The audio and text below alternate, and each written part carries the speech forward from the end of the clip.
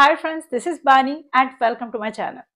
বন্ধুরা, আজকে আমি তোমাদের জন্য কিছু ইম্পর্টেন্ট স্ট্রাকচার নিয়ে এসেছি, কিছু ইউজফুল স্ট্রাকচার নিয়ে এসেছি।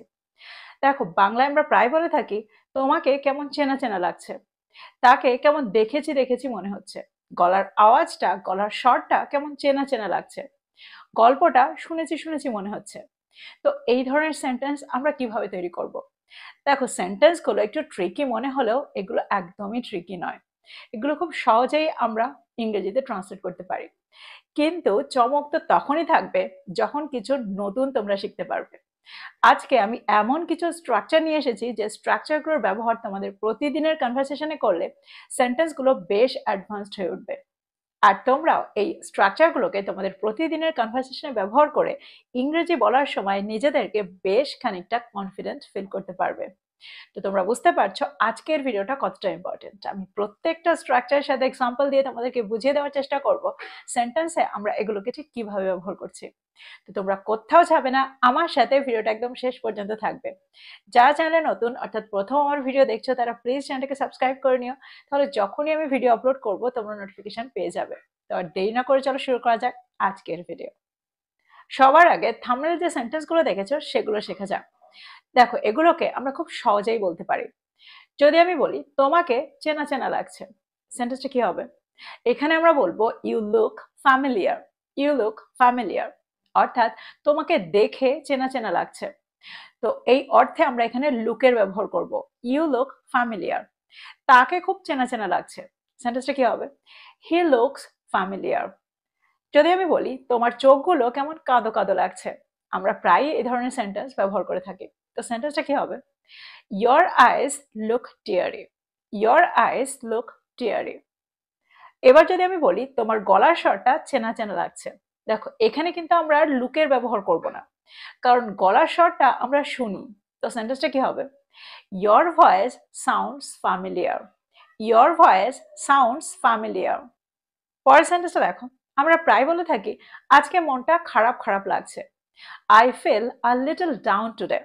I feel a little down today. এবার যদি আমি বলি তাকে রাগী রাগী লাগছে, তাহলে সেন্টেন্সটা কি হবে? দেখো, এখানে আমরা মনে হচ্ছে এরকম অর্থ বোঝাতে চাইছি, ঠিক সেই কারণে এখানে আমরা সিমের ব্যবহার করব। তাকে রাগী রাগী মনে হচ্ছে। He seems a little angry. He seems a little angry. যদি আমি বলি তাকে আজ রাগী রাগী মনে হচ্ছে, তাহলে সেন্টেন্সটা কি হবে? He seems a little angry today. He seems a little angry today. আমরা প্রায় বলে থাকি গল্পটা শোনা শোনা লাগছে। এই গল্পটা শোনা শোনা লাগছে, সেন্টেন্সটা কি হবে? This story sounds familiar. This story sounds familiar. যদি আমি বলি বাচ্চাটা একটু অসুস্থ অসুস্থ লাগছে, তাহলে সেন্টেন্সটা কি হবে? The child looks a bit sick. The child looks a bit sick. তো তোমরা বুঝতে পারছো এই ধরনের সেন্টেন্স আমরা কত সহজে তৈরি করতে পারি। শুধু আমাদের ভার্বগুলোর ওপর একটু লক্ষ্য রাখতে হবে, কোথায় আমাদের লুকের ব্যবহার করা উচিত, আর কোথায় আমাদের সাউন্ডের ব্যবহার করা উচিত, আর কোথায় আমাদের সিমের ব্যবহার করা উচিত। তো আমার মনে হয় এই ধরনের সেন্টেন্স এখন তোমরা খুব সহজেই তৈরি করতে পারবে। এবার আমরা দেখব কিছু ট্রিকি সেন্টেন্স, কিছু ট্রিকি স্ট্রাকচার, যেগুলোর ব্যবহার আমাদের প্রতিদিন করতে হয়। আর এগুলোর ব্যবহার করে আমরা আমাদের সেন্টেন্সগুলোকে আর একটু অ্যাডভান্সড করে তুলতে পারি। আমরা বাংলায় প্রায় বলে থাকি এইভাবে চললে তুমি কোনোদিন কাজ শেষ করতে পারবে না। এভাবে চললে তুমি পরীক্ষায় ফেল করে যাবে। এভাবে চললে তো আমি ট্রেনটাই ধরতে পারবো না। তো এই ধরনের সেন্টেন্স আমরা কিভাবে তৈরি করতে পারি? দেখো, এখানে আমরা একটা দারুণ স্ট্রাকচার ব্যবহার করতে পারি। এখানে আমরা ব্যবহার করব অ্যাট দিস রেট। এক্সাম্পল দেখো, সেন্টেন্সে আমরা অ্যাট দিস রেটকে কিভাবে ব্যবহার করছি। যদি আমি বলি এভাবে চললে এটা শেষ করতে বছরের পর বছর লেগে যাবে। At this rate, it will take years to complete. At this rate, it will take years to complete. পরের সেন্টেন্সটা দেখো, এইভাবে চললে আমরা ট্রেনটা মিস করব। At this rate, we will miss the train. At this rate, we will miss the train. দেখো, এখানে আমরা বোঝাতে চাইছি এইভাবে চললে, অর্থাৎ এই গতিতে চললে আমরা ট্রেনটা মিস করব। At this rate, we will miss the train. যদি আমি বলি এইভাবে চললে আমরা পরীক্ষায় পাশ করব না। At this rate, we won't pass the exam. At this rate, we won't pass the exam. তো তোমরা বুঝতে পারছো অ্যাট দিস রেটকে আমরা কত সহজেই ব্যবহার করতে পারি। আর আমাদের প্রতিদিন এই ধরনের সেন্টেন্স প্রায় বলতে হয়। তো এখানে আমরা এই স্ট্রাকচারটাকে খুব সহজেই ব্যবহার করতে পারবো। এবার আমরা দেখবো এর পরের স্ট্রাকচারটা। বাংলায় আমরা প্রায় বলে থাকি মিথ্যে না বলাটাই তোমার জন্য ভালো, চিৎকার না করাটাই তোমার জন্য ভালো, রৌদ্রে দৌড়াদৌড়ি না করাটাই তোমার জন্য ভালো, বৃষ্টিতে না ভেজাটাই তোমার জন্য ভালো। তো এই ধরনের সেন্টেন্স আমরা কিভাবে তৈরি করতে পারি? দেখো এখানে আমরা একটা দারুণ স্ট্রাকচার ব্যবহার করব। এখানে আমরা ব্যবহার করতে পারি should know better than to plus ভার্বের ফার্স্ট ফর্ম। সেন্টেন্স দেখো, সেন্টেন্সে আমরা স্ট্রাকচারটাকে কি করে ব্যবহার করছি। যদি আমি বলি মিথ্যে না বলাটাই তোমার জন্য ভালো, সেন্টেন্সটা কি হবে?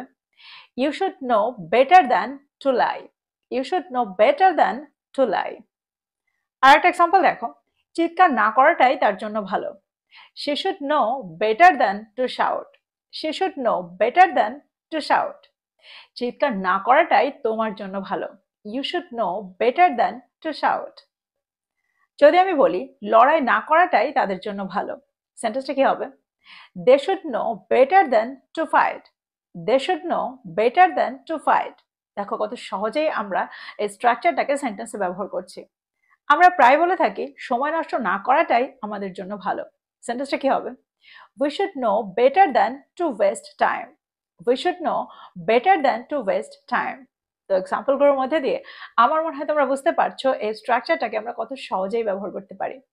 তোমার জন্য এটা না করাটাই ভালো, আমাদের জন্য এটা না করাই ভালো, এরকম অর্থে আমরা স্ট্রাকচারটা ব্যবহার করব। এবার আমরা দেখব এর পরের স্ট্রাকচারটা। আমরা বাংলায় প্রায় বলে থাকি আমার এটা শিখতে খুব কষ্ট হচ্ছে, আমার ওই ঘটনাটা থেকে বেরিয়ে আসতে খুব কষ্ট হয়েছিল, আমার ইংরেজি বলতে খুব সমস্যা হচ্ছে। তো এই ধরনের সেন্টেন্স আমরা কিভাবে তৈরি করতে পারি? দেখো এখানে আমরা তিনটা স্ট্রাকচার ব্যবহার করতে পারি। সবার আগে আমরা দেখব এখানে আমরা হ্যাভ আ হার্ড টাইম এর ব্যবহার কিভাবে করছি। এখানে আমরা হ্যাভ আ হার্ড টাইম এর ব্যবহার করতে পারি।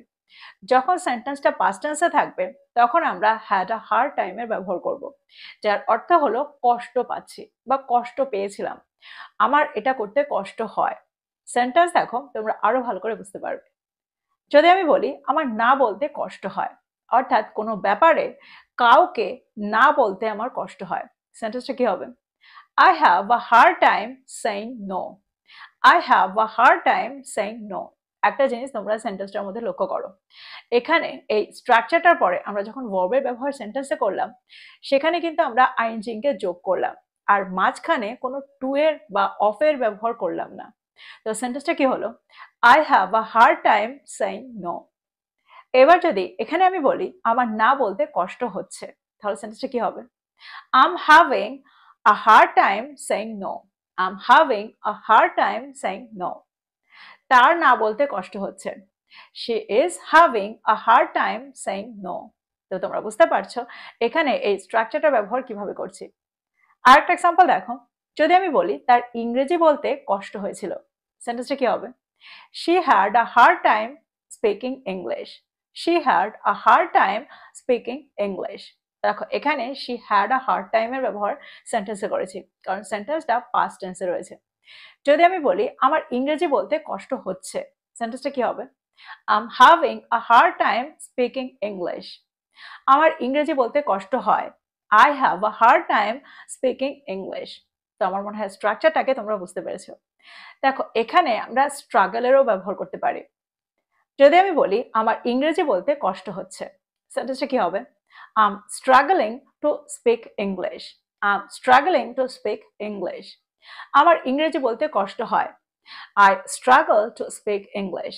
দেখো এখানে কিন্তু আমরা স্ট্রাগলের পরে টু এর ব্যবহার করেছি আর তারপরে আমরা ভার্বের ফার্স্ট ফর্মের ব্যবহার সেন্টেন্সে করেছি। তো স্ট্রাকচারটা কিন্তু আলাদা, এটা মনে রেখে তোমরা স্ট্রাকচার দুটোর ব্যবহার করবে। এবার যদি আমি বলি আমার না বলতে কষ্ট হচ্ছে, সেন্টেন্সটা কি হবে? I'm struggling to say no. আমার না বলতে কষ্ট হয়, I struggle to say no. তার না বলতে কষ্ট হচ্ছে, she is struggling to say no. তো তোমরা বুঝতে পারছো এই স্ট্রাকচারটাকে আমরা কিভাবে ব্যবহার করছি। দেখো এখানে আমরা ট্রাবল এই ওয়ার্ডটারও ব্যবহার করতে পারি। দেখো একটা জিনিস তোমাদের এখানে মনে রাখতে হবে, যখন আমরা সেন্টেন্সে ট্রাবল এই ওয়ার্ডটার ব্যবহার করব তখন আমরা অর্থ করব সমস্যা হচ্ছে, আমার এটা করতে সমস্যা হয়। যদি আমি বলি তার ইংরেজি বলতে সমস্যা হচ্ছে, সেন্টেন্সটা কি হবে? She is having trouble speaking English. She is having trouble speaking English. দেখো এখানেও কিন্তু আমরা টু বা অফ কোনোটারই ব্যবহার করলাম না। এখানে আমরা she is having trouble তারপরে verb plus ing এর ব্যবহার করলাম। তো এই ব্যাপারগুলো তোমাদের মনে রাখতে হবে। যদি আমি বলি তার না বলতে সমস্যা হচ্ছে, সেন্টেন্সটা কি হবে? She is having trouble saying no. তো তোমরা বুঝতে পারছো এই ধরনের সেন্টেন্সে আমরা এই তিনটা স্ট্রাকচারকে কিভাবে ব্যবহার করতে পারি। তো আমার মনে হয় তিনটা স্ট্রাকচারকেই তোমরা বুঝতে পারলে। এবার আমরা দেখবো এর পরের স্ট্রাকচারটা। আমরা বাংলায় প্রায় বলে থাকি বর্ষাকালে ছাতাটা খুব কাজে আসে। এই ব্যাগটা বইগুলো বয়ে নিয়ে যাওয়ার জন্য খুব কাজে আসে, অর্থাৎ এটা খুব কাজের জিনিস, এটা খুব কাজে লাগে। এরকম অর্থে আমরা সেন্টেন্সে কোন স্ট্রাকচার ব্যবহার করব? বিদেশ ভ্রমণের সময় ইংরেজি ভাষাটা খুব কাজে আসে, ইংরেজিটা খুব কাজে লাগে। তো এরকম অর্থে আমরা সেন্টেন্সে কোন স্ট্রাকচার ব্যবহার করব? দেখো এখানে আমরা ব্যবহার করব come in handy. Come in handy. যদি আমি বলি একটা ছাতা বর্ষাকালে খুব কাজে আসে, সেন্টেন্সটা কি হবে?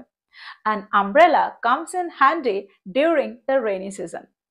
An umbrella comes in handy during the rainy season.